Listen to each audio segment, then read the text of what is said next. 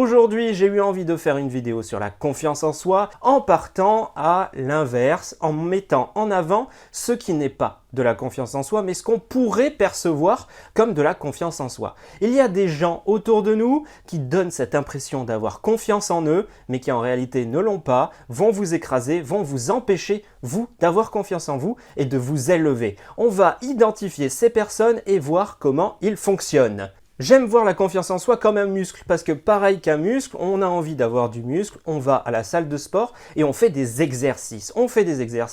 On travaille une alimentation saine pour bien nourrir notre corps. La confiance en soi, c'est exactement pareil. La confiance en soi, vous allez faire des exercices pour pouvoir progresser et vous allez peut-être aussi également manger sainement pour vous aider à aller mieux pour que votre corps se sente bien. Pourquoi je parle de sport, de musculation et d'exercice ici? C'est parce qu'il y a des personnes qui décident volontairement de partir dans une autre direction. Ils décident de ne pas faire ces exercices-là. Pour eux, c'est un chemin un petit peu plus facile pour donner la sensation d'avoir confiance en soi, mais en réalité, ils ne l'ont pas. Et au contraire, l'attitude qu'ils peuvent avoir est une véritable marque de problème au niveau de la confiance en soi. Aujourd'hui, c'est ce qu'on va étudier, c'est ce qu'on va voir. Vous allez pouvoir détecter les personnes qui sont autour de vous, qui ont des problèmes de confiance en eux et qui peuvent chercher à vous nuire inconsciemment ou consciemment. Ce ne sont pas forcément des personnes qui sont méchantes, des personnes qui sont mauvaises, ce sont juste des personnes qui se sont trompées ou qui sont allées à la facilité. On va prendre un exemple qui est assez simple. Vous êtes avec un ou une amie et vous avez besoin de dessiner quelque chose pour illustrer un propos. Votre dessin, il est vraiment moche et la personne qui est à côté de vous, qui est un expert en dessin, va se mettre à se foutre de votre gueule. Là, vous le prenez mal, vous sentez nul parce que effectivement votre dessin il est mauvais et la personne elle enfonce le clou, elle dit non mais c'est pas possible, regarde comment tu as fait ça, c'est extraordinaire.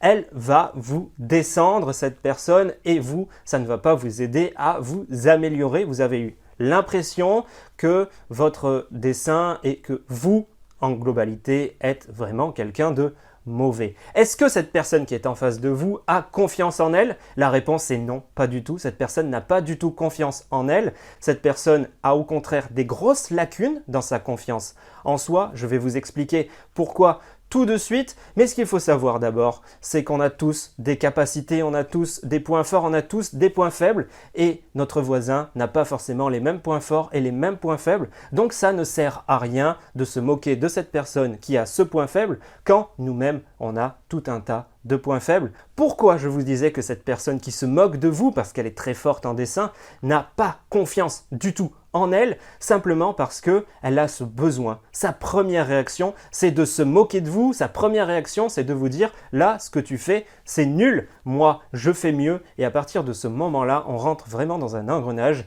La personne vous descend pour s'améliorer, pour se grandir, pour se faire valoriser, pour se valoriser elle-même, pour qu'on ait une haute opinion de cette personne. Une personne qui a confiance en elle, ce qu'elle va faire, c'est qu'elle va peut-être rigoler, sourire en voyant le dessin parce que justement elle a des compétences, mais ça ne veut pas dire qu'elle va se moquer de vous. Au contraire, elle va peut-être prendre le crayon et elle va vous dire pour dessiner un personnage, il faut que tu fasses comme ça. Elle va vous donner des techniques.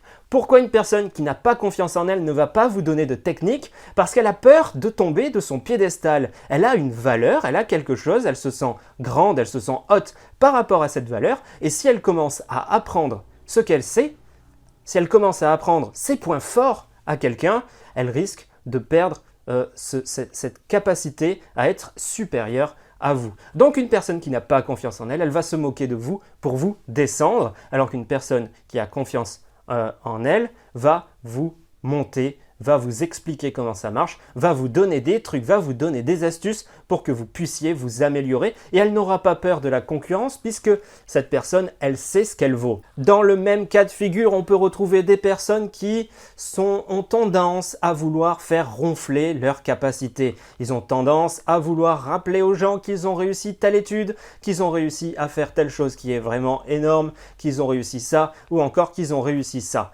Mais quelqu'un qui a le besoin sans cesse de rappeler qui il est, de rappeler ce qu'il a réussi, ce n'est pas une personne qui a confiance en lui. Ça, je pense que vous devez vous en douter, vous devez comprendre, c'est quelque chose qui fatigue dans une conversation. ce genre de personne qui fait ça, qui ronfle ses capacités, qui fait ronfler ses réussites, ce sont des gens qui n'ont pas confiance en eux et qui ont le besoin de rappeler tout le temps « j'ai réussi des choses, viens pas me chercher des noises, viens pas me chercher des problèmes, viens pas chercher mes faiblesses, j'ai réussi des choses ». Non, la confiance en soi, je le disais au début, c'est avoir la capacité, c'est accepter qu'on a des points forts et qu'on a des points faibles. La confiance en soi, c'est dire « oui, je sais pas faire ça. Oui, je sais pas faire ça, aide-moi. J'ai besoin d'aide pour ça. » La confiance en soi, c'est accepter l'entièreté de la personne qu'on est, c'est accepter de dire qu'on a des lacunes et c'est accepter de vouloir apprendre de quelqu'un d'autre. Voilà, c'est tout. J'espère que cette vidéo va vous aider, va vous permettre de vous améliorer, de ne plus écouter ces personnes qui peuvent vous attaquer. Surtout s'il y a une chose à faire, c'est de ne pas se justifier quand vous vous êtes attaqué par rapport à quelqu'un. Vous vous en foutez, quelle que soit la raison que la personne vous attaque et vous dit ça c'est nul, mais vous n'en avez rien à faire, vos capacités sont ailleurs. Tant mieux si cette personne elle est forte en dessin, elle a une culture très bonne en peinture ou n'importe quoi, j'en sais rien.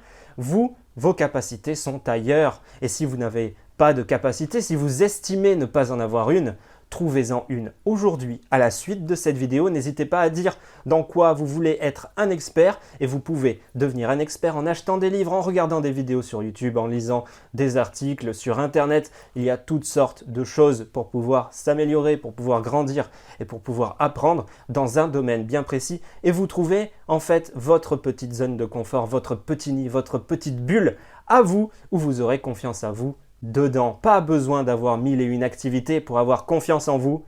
Une seule activité, ça suffit. Une seule activité où vous êtes heureux dedans, c'est le plus important.